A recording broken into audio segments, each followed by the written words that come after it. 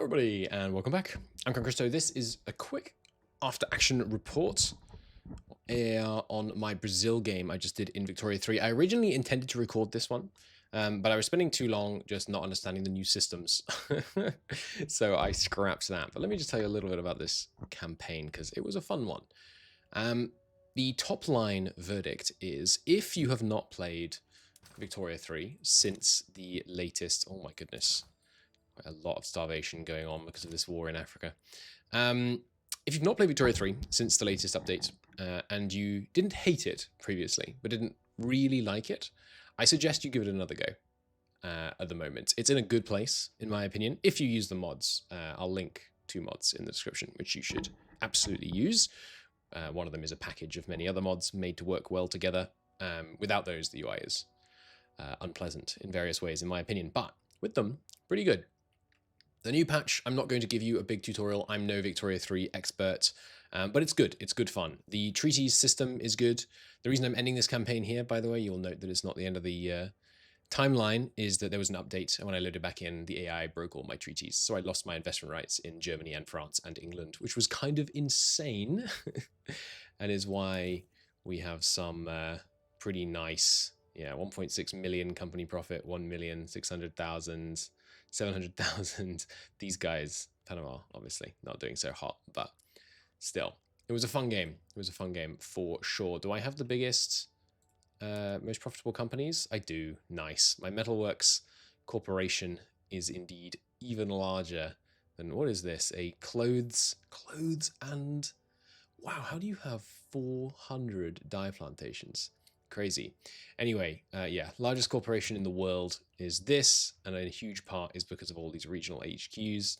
It owns 260 building levels in the UK, only 60 in Germany. Actually, that surprises me. I thought we had more than that. Still pretty profitable. Only 38 there, but yeah, a ton in the UK, and yeah, we got the Austrian one only recently. But yeah, it's in a pretty good place. I feel like the infamy system needs reworking, but it's in a pretty good place. And the treaties mean the game finally has diplomacy, basically. Before, and I've said this a number of times, it really feels like the game used to not have diplomacy, and to a certain extent, it's kind of gamey. So let's say I want Germany to like me. What do? I improve relations. I can fund lobbies. I can make treaties that are favorable to them. But you know what's a favorable treaty? This. If we did this treaty, which obviously they won't accept right now, but you just tack this on to a treaty they will accept. Is that it? I think that's it. This treaty is going to cost me an inconsequential amount of money, and it will generate 1 relation every 208 days. Pretty good. And you can stack up a bunch of these on top of things, which can work quite well. Which is jank, but means that there is kind of more active ways to engage in improving relations. You can obviously send them more substantial amounts of goods, and you can buy things that you want finally. So for example, I managed to buy the Suez in this game, this little Sinai section where we're currently building the canal, off Britain by giving them this state plus, what else did I give them? It's this treaty. I gave them some money, I sold them some groceries, and I sold them some grain. And the reason they were happy to be sold the groceries and grain is if we go in here, you can see that grain right now is, actually it's slightly cheaper in my market. I think when we signed this deal, it was more expensive in my market than mine, which meant that deal was costing me money and getting them grain. So, they're happy about that. And then groceries, where are groceries? There they are. No, yeah, so in this case, I'm spending money to buy groceries at £35 and selling it to them at 34. So they're getting groceries and, it's not costing them extra money. It's just costing them their normal market rate. So they were obviously happy about that being added.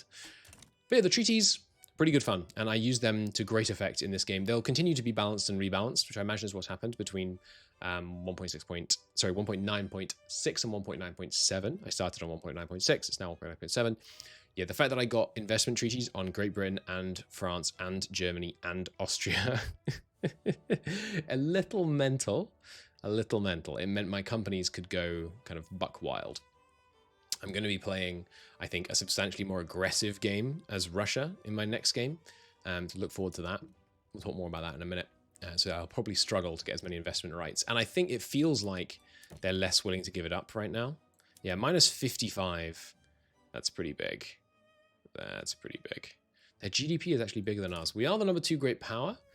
If we take a look at the ledger here, you can see that our GDP is pretty substantial. And in fact, I'm pretty sure we have the highest GDP in the game when you consider the fact that we own 118% of our GDP in foreign countries. We own fully 16%.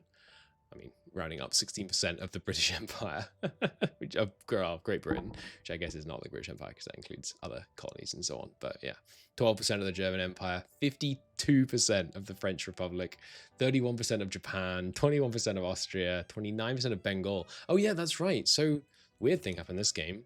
India exploded. I have no idea what causes that to happen, but it did, so that's cool. We didn't do it. There used to be cheese where you could do it. I don't know if the AI accidentally pulled off the cheese, but yeah. The other fun thing you can do with treaties is this. So this is the Brazil must eat treaty, where Qing will buy grain on their market and sell it in my market.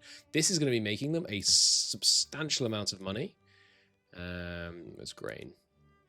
Grain is, well, okay, not crazy, but grain is cheaper on their market than ours. And when we signed this treaty, grain was £36 on our market. So, you know, without this treaty, our people would be struggling to eat.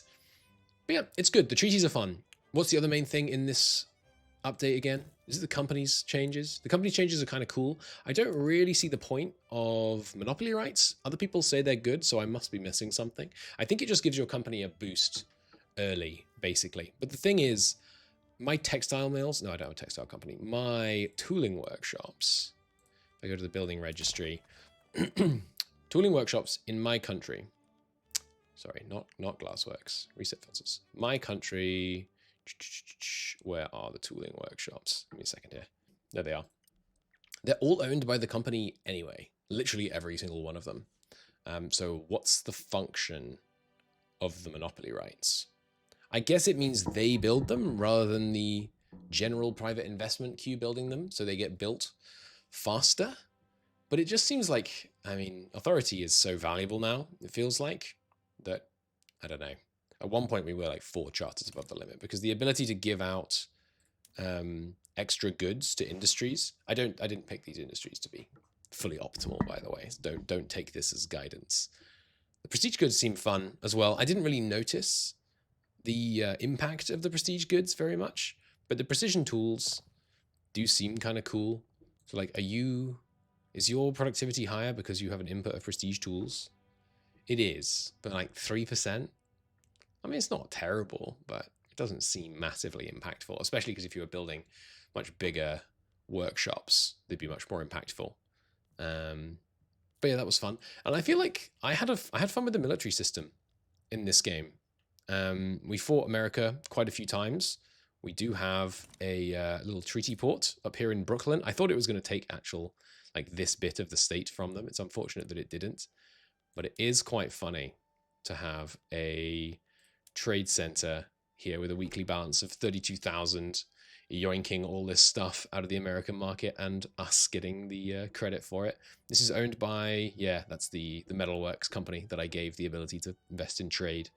Is absolutely doing gangbusters. But yeah, 1,000 trade capacity being yoinked out of their market. The Confederates seem to form a lot at the moment, which definitely helped with making it easier for us to fight the US. Although they have hated us the whole game. I've been trying to make friends with them so we can fight America together, but I mean, you know, they're racists, so what are you going to do?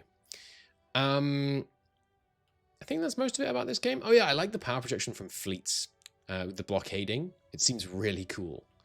I'm enjoying that. So yeah, I think for the next game, we're going to play as Russia.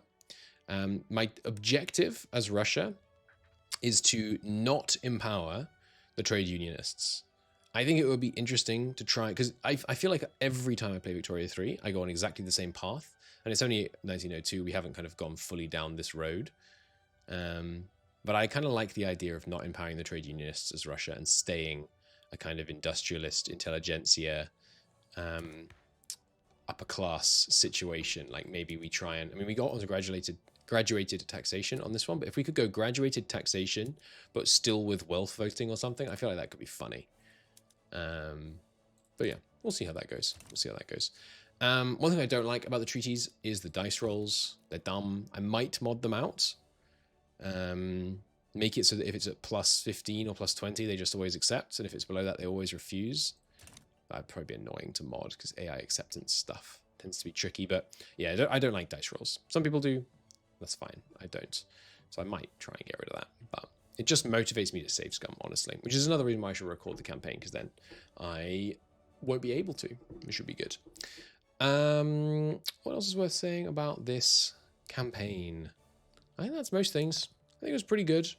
We didn't get to the kind of late game techs. We did get to rubber on our mini tooling workshops, but we didn't get all the way in there. But yeah, my game is Russia. I think that could be enjoyable. Anyway, thanks for watching. Quick summary of the campaign. Hopefully it was enjoyable. I'm sorry you didn't get to see the whole thing play out. Oh yeah, the power block. So the Green League, here we are. I didn't quite manage to get everyone in South America in, which is a shame.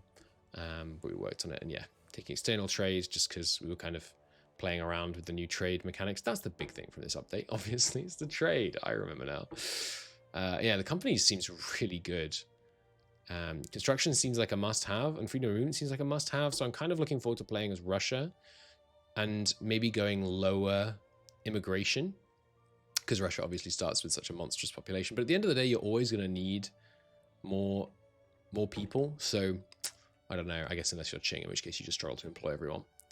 But yeah, I think playing as Russia would be interesting. Anyway, thanks for watching. Hope that was somewhat interesting. If you have other campaigns that you think you would like to see me actually do, not just like do an ARR, or that you think would be interesting to play, please do let me know. I'm curious about. I'm not very good, so I'm still playing like big countries mostly. But yeah, do let me know. Thanks for watching. Bye-bye.